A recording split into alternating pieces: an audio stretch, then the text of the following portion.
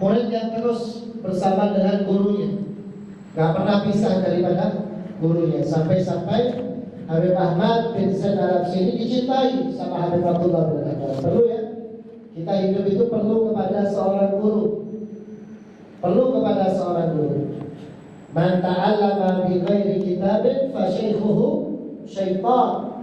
Siapa orang yang belajar tanpa adanya guru, berarti gurunya adalah setan. Makanya jangan kaget kalau di akhir zaman ini banyak orang hobi baca tapi amaliyahnya sesat, amaliyahnya nyeleneh. Kenapa? Kadang di bacaannya itu sama setan dibisiki, sehingga masuk ke hatinya, kemudian dia jadikan pedoman hasil daripada karya bacaannya. Makanya butuh kepada seorang guru. Karena kita seorang muslim ini, hadirin hadirat, dalam segala macam bentuk ibadah, sholat kita, zakat kita, puasa kita, haji kita, semuanya itu perlu dari guru. Yang guru kita itu ngambil ke gurunya, gurunya ngambil ke gurunya, ngambil ke gurunya, sambung sampai kepada Nabi Muhammad, sampai kepada Jibril, sampai kepada Allah Subhanahu wa Ta'ala. Makanya untuk di Indonesia ini sangat dipermudah oleh pemerintah kita untuk mengadakan kajian-kajian di masjid-masjid, di musola-musola, di majelis-majelis. Tinggal kita mau belajar atau tidak, tinggal kita mau hadir atau tidak. Nah, makanya jangan sampai disalahkan kalau kelak diadab sama Allah Ta'ala, kamu sholatnya gak betul. Jangan pernah bilang, oh ya Allah, saya kan gak pernah masuk madrasah, saya gak pernah masuk ke pesantren, ya Allah. Gak boleh. Kenapa? Di masa hidupmu ulama mudah didatangi. Di masa hidupmu ulama datang ke kamu, tapi kamu yang gak mau datang. Ulama sudah teriak-teriak, tapi kamu yang tidak mau mendengarkan. Makanya kita ini semua nanti akan dituntut oleh Allah Subhanahu wa Ta'ala. Ya, gak ada alasan maklum, saya kan gak pernah belajar, wajar, saya kan gak pernah ngaji. Maka selama usia masih dikandung badan, selama itu juga ayo kita paksakan untuk belajar. Ya, nah, seperti itu. Antara murid dengan guru itu selalu keterkaitan, terutama di kalangan ahli sunnah wal jamaah. Kita ini semua familiar bahwa murid ke guru, guru ke murid, takdimnya, hormatnya luar biasa. Bahkan sampai-sampai Imam Syafi'i pernah mengatakan saat ditanya sama muridnya, wahai Imam Syafi'i, siapa yang kau utamakan antara gurumu dengan orang tuamu? Maka Imam Syafi'i menjawab, uqaddimu ustadi ala walidi. Aku mendahulukan guruku di atas orang tuaku. Gurunya lebih diutamakan daripada orang tuanya. Tanya muridnya, wahai guru, kok begitu? Maka kata Imam Syafi'i, ya, bapak dan ibuku, orang tua kita itu fokus kepada perihal dunia kita, pakaian kita, makan kita, kalau kita sakit diobati. Tapi kalau guru, dia yang fokus kepada kita masuk ke neraka atau masuk ke dalam surga. Sehingga aku lebih mengutamakan guru, tapi tetap dengan adab-adab tanpa menyakiti antara daripada keduanya. Tentu nanti ada bab tentang itu, ikhwan yang dimuliakan Allah. Nah, dalam kitab Risalatul Jami'ah ini nanti akan diajarkan sedikit tentang tasawuf dan juga beberapa bab daripada fikih, dan juga ada ilmu tauhidnya. Manusia hidup itu butuh kepada 3 ilmu: ilmu tauhid, ilmu fikih, ya, dan juga ilmu tasawuf. Ini harus ada di kita. Harus paham betul. Tauhid apa tujuannya? Untuk kenal Allah, sifat-sifatnya Allah, sifat muhalnya Allah, sifat wajibnya Allah. Itu harus kita tahu. Allah mukhalafatun lil hawadis. Allah itu tidak pernah baru, bukan baru datang. Allah Ta'ala beda dengan manusia. Gak butuh kepada tempat, nggak butuh kepada waktu, itu harus kita paham sehingga kita tidak menilai Allah Ta'ala dengan penilaian yang salah. Nah, begitu juga ilmu syariat, ilmu fikih. Ilmu fikih itu apa? Ilmu fikih dan ilmu syariat itu sama. Syariat dan fikih itu sama. Ini perlu dipelajari. Apa ilmu syariat itu? Sholat. Oh, sholat itu ada berapa waktu? 5 waktu. Duhur ada berapa rakaat? 4 rakaat. Asar berapa rakaat? 4 rakaat. Itu ilmu syariat itu. Itu ilmu fikih. Oh, kalau sholat itu ada berapa rukun? 17 rukun. Ada yang tahu? Ada yang tahu enggak rukunnya sholat? Hah? Berarti sholatnya mau niru-niru ya? Nah, ini kita ini. Sholatnya cuma niru. Saya lihat bapak saya kalau sholat begitu, ibu saya kalau sholat begitu, ustadz saya kalau sholat begitu. Padahal harus tahu rukunnya. Contoh, orang mau haji. Ketika orang mau berangkat haji, maka diharuskan untuk belajar ilmunya haji. Apa namanya? Manasik haji. Jadi kalau sudah sampai ke Mekah nggak bingung. Nanti yang lain tawaf, Ka'bahnya ada di sebelah kiri, dia tawaf, Ka'bahnya ada di sebelah kanan. Ya. Yang lain pakai baju ihramnya diselempangkan ke atas, kemudian lewat ke tiak kanannya, dia malah kebalik tadi. Pakai ihram itu khusus laki-laki, malah perempuan yang pakai ihram kebuka dong auratnya. Seperti di media sosial itu kan ada ya? Di India ada perempuan, ya. Ketika lihat laki-laki pakaiannya seperti itu, dia perempuan ternyata ikut juga memakai pakaiannya laki-laki. Akhirnya apa? Ketiaknya ini bagian kanannya kelihatan kebuka dan gak pakai kerudung. Kenapa salahnya? Karena gak belajar syariat. Nah, kalau gak belajar syariat ini bahaya. Wudu, rukunnya wudu ada berapa? Rukunnya sholat ada berapa? Penting. Wudunya gak sah, berarti sholatnya tidak sah. Ya, mandi besar begitu juga begitu. Mandi besar ada rukunnya. Orang yang gak sah mandi besarnya, gak sah wudunya, maka gak sah sholatnya.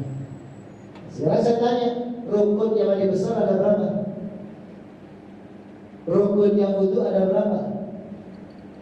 Kadang kita gak tahu semuanya itu. Makanya perlu kepada belajar ilmu syariat. Nah, dalam kitab ini hadirin nanti akan diajarkan. Oh, rukunnya mandi itu ada berapa? Oh, ada 2. Rukunnya mandi ada 2. Yang pertama niat, yang kedua meratakan air ke seluruh anggota tubuhnya. Berarti gak boleh ada satu titik dari kulit kita yang tidak tertimpa air.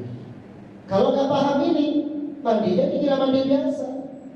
Ada yang kelewatan dari badannya gak kena air, maka mandi besarnya, mandi janabahnya tidak sah. Kalau sudah tidak sah, maka sholatnya tidak sah. Semua ibadahnya tidak sah. Wudu juga begitu. Arkanul wudu'i sittatun. Rukunnya wudu ada 6. Ya, yang pertama an-niyatu, niat. Harus ada niat. Nawaitul wudu'a bi raf'il hadasil asghari billahi ta'ala. Oh, niat wajib.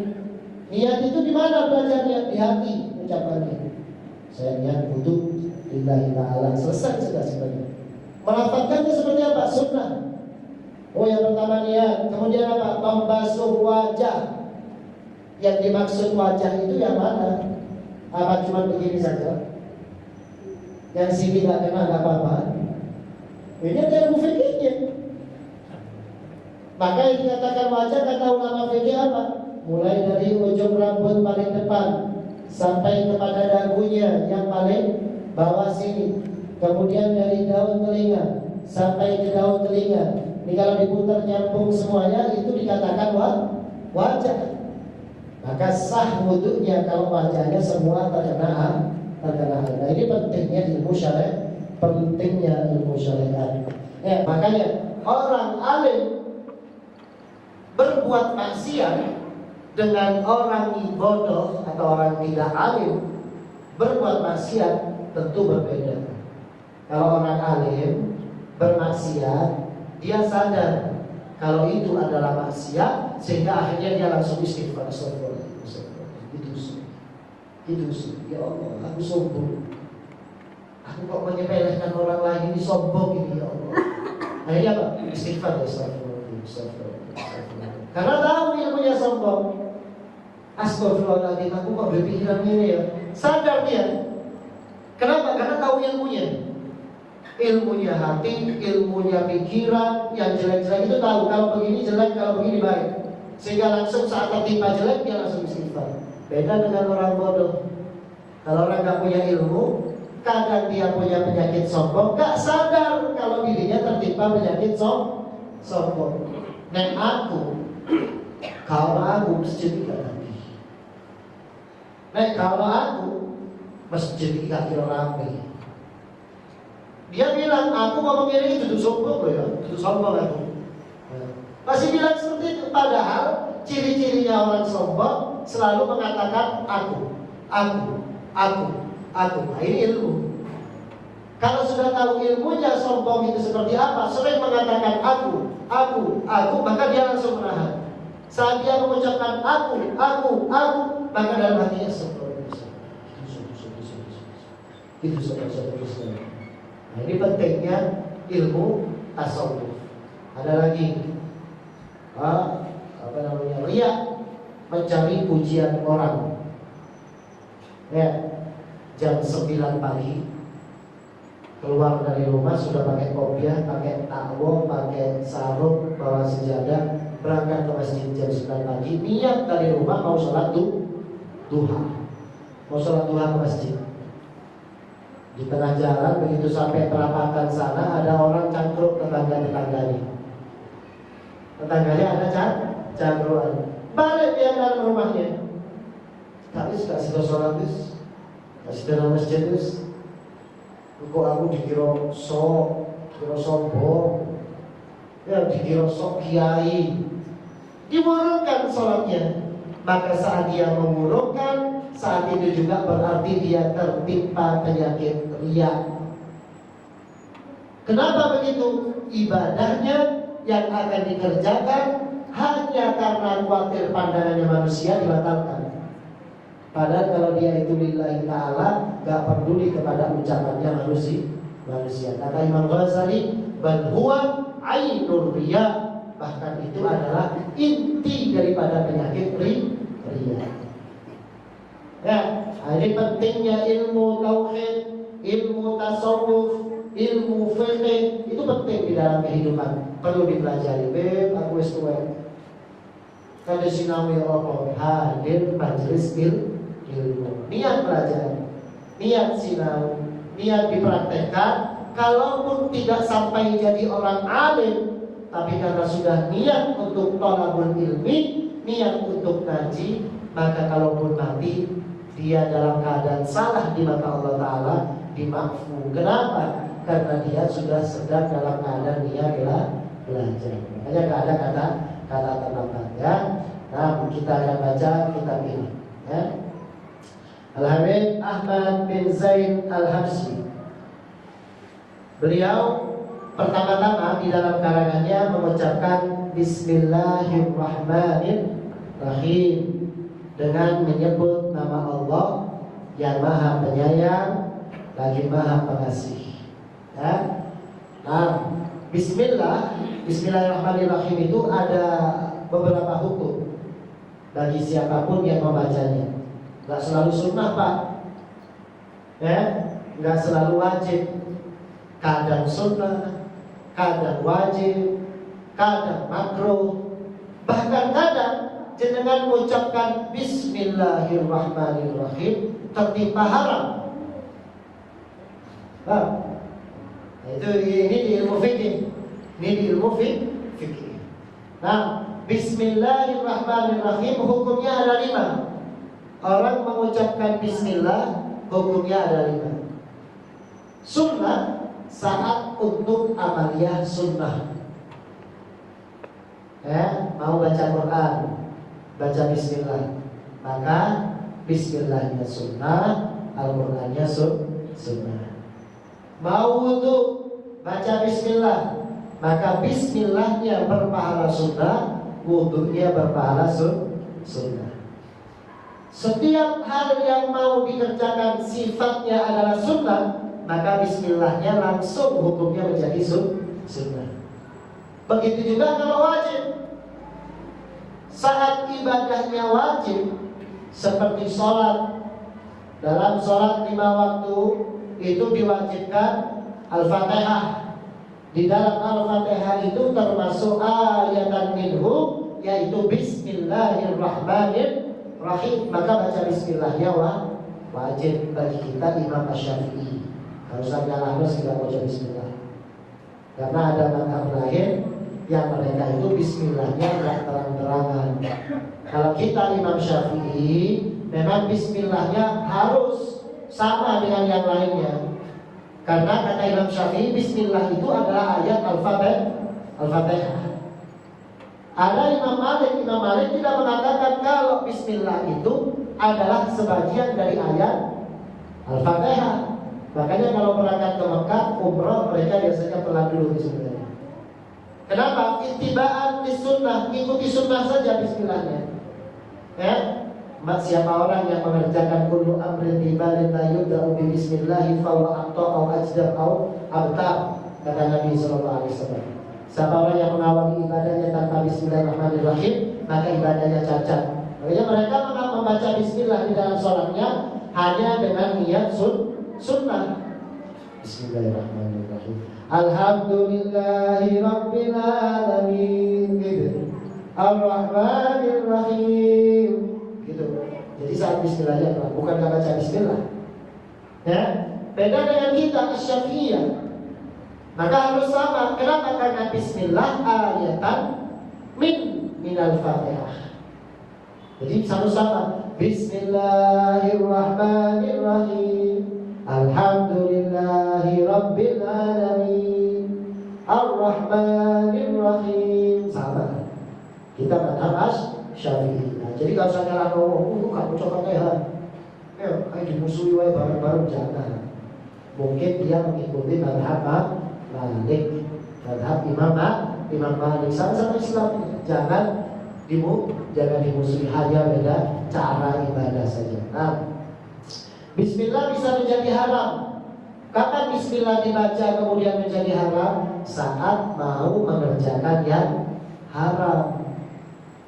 Mau mencuri, Bismillahirrahmanirrahim, selamat. Mau korupsi, Bismillahirrahmanirrahim, aman. Karena pekerjaannya haram, maka membaca Bismillah untuk pekerjaan haram adalah haram. Maca Bismillah itu dosa, korupsi itu dosa.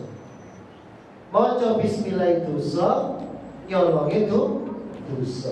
Mau zina, Bismillahirrahmanirrahim, tak pernah ngomong. Bismillahnya dosa, zinanya dosa double. Begitu juga makruh atau mau minuman keras. Bismillahirrahmanirrahim, kantuk. Maka baca Bismillahnya dosa, minumnya dosa. Nah, ingat ya. Kapan menjadi makruh? Di pekerjaan makruh. Seperti apa pekerjaan makruh? Tidur ba'dal asar misalnya. Habis asar tidur itu hukumnya makruh. Bismillahirrahmanirrahim, tidur di waktu asar. Maka Bismillahnya makruh, tidurnya makruh. Karena tidurnya makruh, Bismillahnya menjadi makruh. Semua pekerjaan makruh, ketika diawali dengan Bismillah, maka Bismillahnya menjadi makruh. Kira-kira Pak ya, Bismillah itu tidak selalu sunnah. Bisa jadi wajib, makruh, mubah, sunnah, haram. Kapan wajib? Di dalam pekerjaan yang wajib seperti Al-Fatihah. Kapan sunnah? Di dalam pekerjaan sunnah. Jawabannya begitu. Seperti apa? Baca Al-Quran, ziarah kubur, tahlil, mau zikir, mau sholat duha, mau berwudu, sunnah. Maka bismillahnya sunnah. Kapan makruh? Saat akan mengerjakan pekerjaan makruh. Kapan wajib? Kapan apa lagi? Haram. Saat akan mengerjakan pekerjaan haram, maka bismillah yang menjadi haram. Nah, ini mu'alif di sini mengarang kitab. Mengarang kitab hukumnya apa? Sunnah. Karena apa? Ibqa'ul Islam. Agar Islam ini semakin berkelanjutan, syiar ini semakin bertebaran, maka dikaranglah kitab. Kalau ada kurang 10 menit ini. Kemudian karena mengarang ini hukumnya adalah sunnah, maka bismillah yang ditulis sama muallif di sini hukumnya adalah sunnah. Paham ya? Paham Pak? Paham. Harus paham Pak. Harus paham. Nanti kalau nggak paham tanyakan lagi. Makanya nanti kalau pengajian lagi bawa buku sama bolpen, ditulis sendiri di rumah sambil dibaca lagi. Biar ingat. Biar betul. Orang Imam Syafi'i saja kalau ngaji sama Imam Malik nulis Pak. Itu kelas Imam Syafi'i, masih umur 6 tahun sudah hafal Al-Quran. 12 tahun sudah hafal kitab Muwatta, sudah ngaji sama Imam Malik. Itu Imam Asy-Syafi'i masih nulis, apalagi di kita. Atau kalau paling tidak rekam pakai HP. Nanti mau tidur diulangi lagi di rumahnya. Jadi mending sore apa? Besok paginya hafal. Ya. Nah, setiap pengarang kitab pasti mereka itu nulis bismillah. Kenapa begitu? Ta'adduban bil Qur'anil Karim. Mereka itu beradab kepada Al-Quran. Al-Quran aja yang pertamanya diawali dengan Bismillahirrahmanirrahim. Kemudian yang kedua, hamdalah. Makanya di dalam kitabnya dikatakan alhamdulillahi rabbil alamin. Alhamdulillahi seperti di dalam Al-Quran. Al-Quran itu begitu. Setelah bismillah kemudian diikuti dengan alhamdulillahi rabbil alamin. Makanya para ulama yang ngarang-ngarang kitab pasti begitu. Setelah bismillah langsung alhamdulillahi rabbil alamin. Begitu. Ya. Alhamdulillahi rabbil alamin. Saya memohon segala pujian untuk Allah Rabbil alamin, Tuhan semesta alam. Tuhan semesta alam. Ada yang mengatakan Rabbil alamin itu adalah segala sesuatu yang berakal. Maksudnya adalah jin dan manusia yang menjadi khitab dakwah Nabi Muhammad sallallahu alaihi wasallam. Makanya Pak, Nabi itu dakwahnya bukan hanya pada manusia. Ya Pak, dalam Al-Qur'an itu as-saqalaini wal habib turja syafa'atuhu. Ya, wal habibul ladzi turja syafa'atuhu bi kulli hawlin minal ahwali bukan. Ya Pak, as-saqalaini as-saqalaini wal fariqaini min hubbin wa min ya Rabbi bil Mustafa. Yang ada pokoknya as-saqalain gitu. Ya, as-saqalaini itu maksudnya adalah dua alam. Dakwahnya Nabi Muhammad ke manusia juga ke jin. Alam jin tapi juga berdakwah. Jadi bukan hanya kepada manusia yang kelihatan di antara sahabat saat itu, tapi di kalangan jin yang sahabat gak bisa melihat, Nabi juga berdakwah kepada mereka. Makanya ada jin muslim. Jin muslim itu sama Pak dengan kita. Mereka juga punya alam. Mereka juga punya kehidupan tersendiri seperti kita. Makanya, tapi ingat yang hobi-hobi berteman dengan jin itu. Perlu diingat, sebaik-baiknya jin itu sejahat-jahatnya manusia tetap nggak bisa dipercaya. Hati-hati. Nah, Alhamdulillahirabbil alamin, Tuhan semesta alam. Segala pujian untuk Allah Subhanahu wa taala, Tuhan semesta alam. Hamdan yuwafi ni'amahu, satu pujian yang menyamai seluruh kenikmatan-kenikmatan yang diberikan oleh Allah taala. Wa yukafi'u mazidah, dan mencukupi seluruh tambahan-tambahan nikmat yang diberikan oleh Allah Subhanahu wa ta'ala. Nah, ini begini. Ada seorang ulama berkata, ketika seseorang itu mengucapkan alhamdulillahi rabbil alamin, hamdan yuwafi ni'amahu wa yukafi'u mazidah, biasanya di doa-doa kita pasti diawali itu adalah satu pujian yang tidak ada lagi pujian lebih indah daripada ucapan itu. Kalau mau syukur dengan ucapan ini, berarti dia sudah sangat bersyukur. Kalau dia mau memuji Allah dengan ucapan hamdan yuwafi ni'amahu wa yukafi'u mazidah, berarti dia telah memuji Allah Subhanahu wa ta'ala dengan pujian yang sangat indah di muka bumi sekarang ini. Ya, pujian syukur yang paling optimal dari kita untuk Allah Ta'ala saat kita mengucapkan alhamdulillahirabbil alamin, hamdan yuwafi ni'amahu wa yukafi'u mazidah. Makanya kalau doa baca itu, tapi harus paham maknanya. Sekarang kan sudah paham maknanya. Apa maknanya? Hamdan yuwafi ni'amahu, ya Allah, saya memujimu dengan pujian yang menyamai seluruh kenikmatan yang telah Engkau berikan. Mata, nikmat dari siapa mata? Dari Allah. Hamdan ya Allah, saya terima kasih. Begitu. Mencakup seluruh kenikmatan kita, tangan, kaki, badan, kepala, telinga, mulut, hidung, pipi, sampai berkeluarga, sampai punya anak, sampai punya rumah. Hamdan yuwafi ni'amahu wa yukafi'u mazidah, dan pujianku ini ya Allah, aku limpahkan kepada Engkau terhadap semua kenikmatan-kenikmatan yang Engkau tambahkan. Kita lahir bawa badan, bawa anggota badan ini, masih ditambah lagi kenikmatan kita sama Allah. Punya bapak dan ibu yang merawat kita, punya rumah yang kita tinggali, ditambah lagi punya anak, ditambah lagi punya istri, ditambah lagi punya pekerjaan. Itu masih nikmat yang ditambah oleh Allah Subhanahu.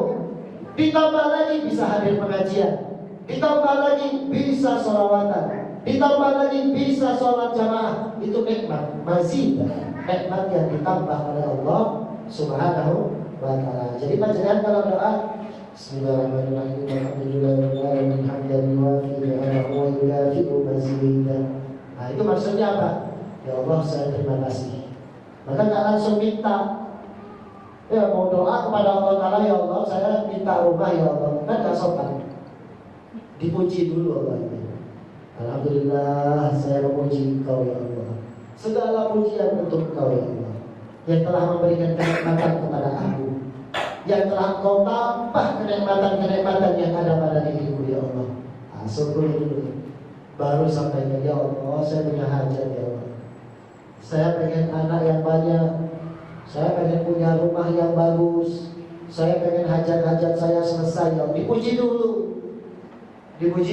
dipuji dulu itu Allah Subhanahu. Meskipun Allah tidak membutuhkan, tapi tata keramanya itu seperti itu. Tata keramanya seperti itu. Seperti anak kecil. Anak kecil itu kalau mau minta-minta kepada orang tuanya, kalau minta-minta langsung, kadang orang tuanya nggak mau menuruti. Ayo diteruskan dulu, ayo makan dulu. Atau kalau sudah agak dewasa pandai sedikit, dia pandai merayu orang tuanya.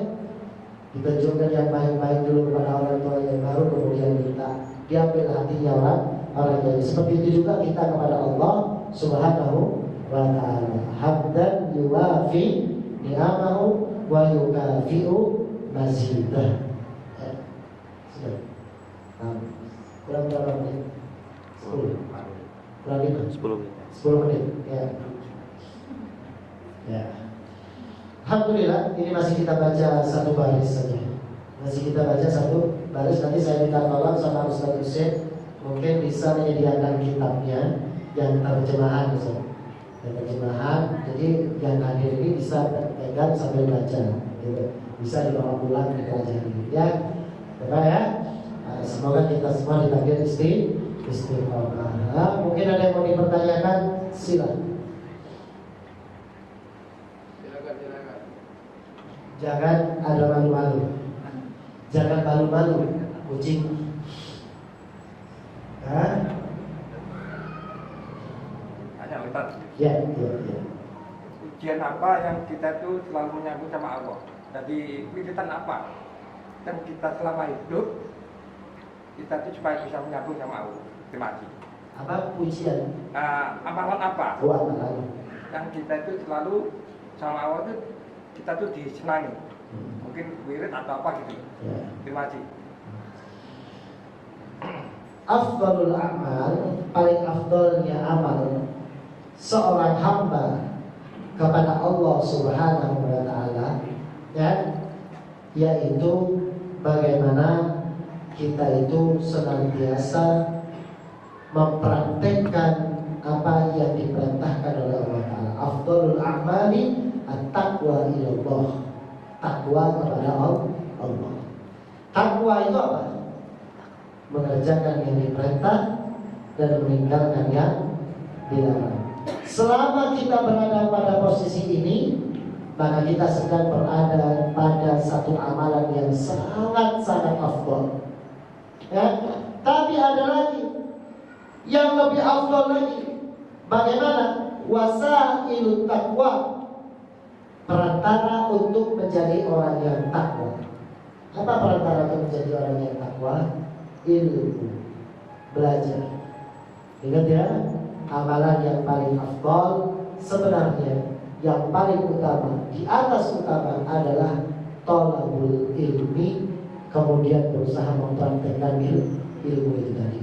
Seperti kita ngaji sekarang ini, Pak, Bu, kelihatannya remeh, biasa pengajian kayak ngomongnya dia tuh jalan siap ya sono. Kelihatannya remeh.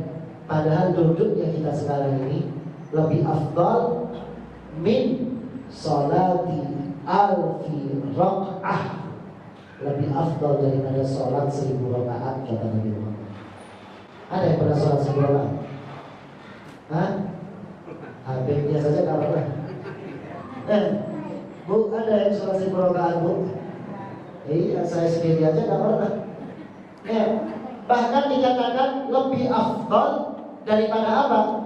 Iyadati alfi maridin, menjenguk 1000 orang sakit. Pernah jenguk 1000 orang sakit?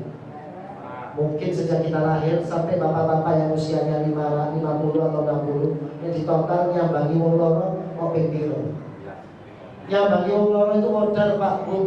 Modal waktu, modal buah-buahan, modal lem, kalau modal lem, modal bensin.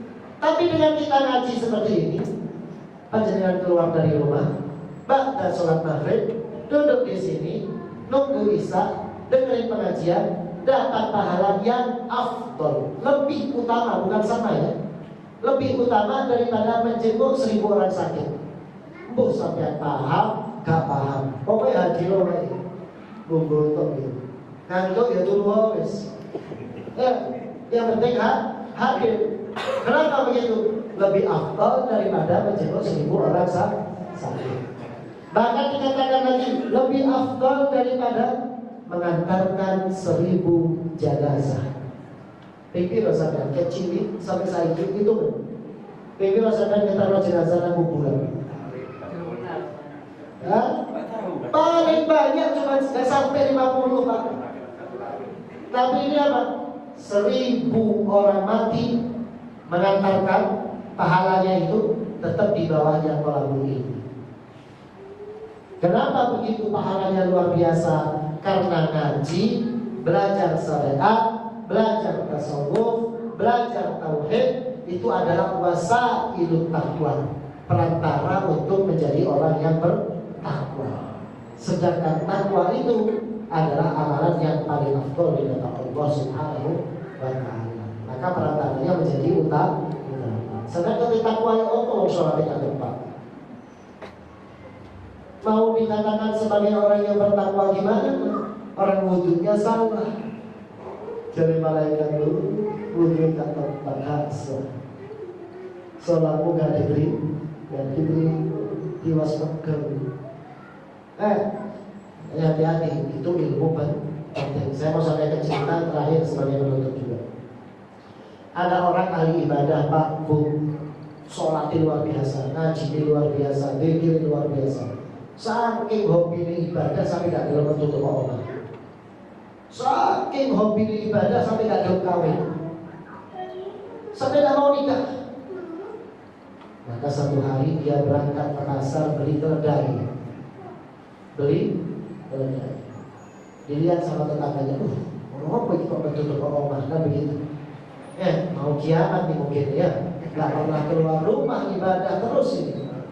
Kok keluar? Beli keledai ke pasar. Keledainya dibawa masuk ke dalam rumah. Sehari, 2 hari, 3 hari. Tetangga yang penasaran biasa kelakuan itu apa kan dulu. Futul saja, cari tahu saja. Kok toko itu gue dicekik. Banyak ketua ini. Paling kecil.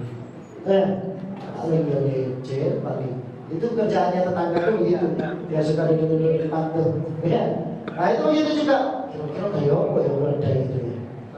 Maka tetangga yang sudah gak kuat ini tadi diketok rumahnya orang ahli ibadah ini. Pak ahli ibadah, kamu kemarin saya lihat beli keledai buat kamu ternak ya, tapi kok 1 ya? Apa kamu sebelah? Masa iya kamu makan keledai? Atau kamu gunakan untuk apa? Maka kata orang ahli ibadah ini, keledai yang kemarin itu saya beli untuk mengurangi syahwatku. Jadi kalau syahwatku memuncak, aku lampiaskan ke keledai itu. Kaget tetangganya, astagfirullahaladzim. Tomboy ngaji, tapi Nabi Muhammad dan Masjid Rasulullah. Ya kan? Wis, haram. Itu haram Pak ahli ibadah. Loh masa haram? Haram. Mendatangi binatang itu hukumnya adalah haram. Maka menyesal orang ahli ibadah itu. Menyesal, saking menyesalnya dia menangis.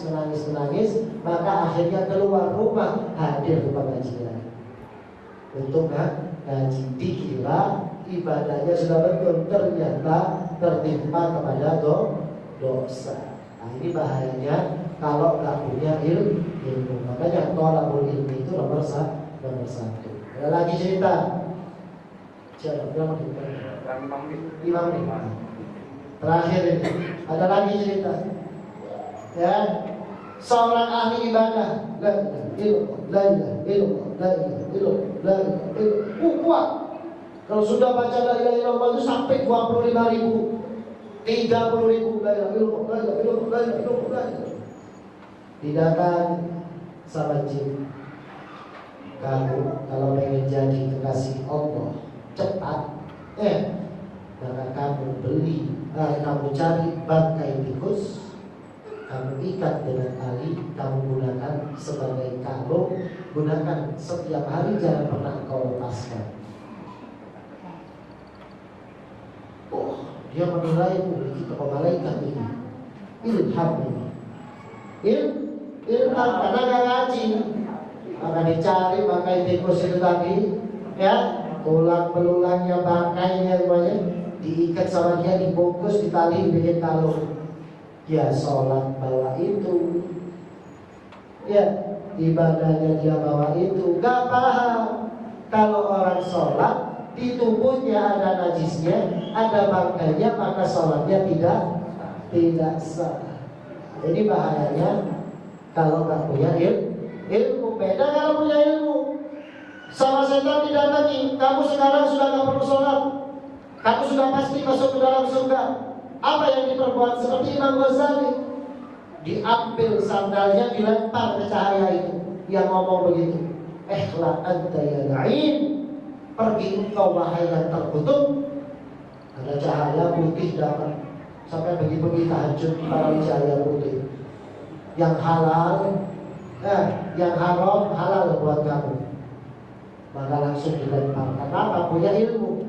Ditanya sama muridnya, dari mana kamu tahu kalau itu adalah jin? Kalau itu adalah setan? Saat dia menghalalkan yang haram. Sedangkan Allah Ta'ala tidak pernah merubah yang haram menjadi halal. Ya, karena punya ilmu. Makanya yang paling lebih semangat lagi untuk talabul ilmi, sehingga insya Allah akhirnya kita akan menjadi orang yang mempunyai ilmu dan sesuai ibadah kita dengan apa yang diajarkan oleh Nabi Muhammad Sallallahu Alaihi Wasallam. Bismillahirrahmanirrahim.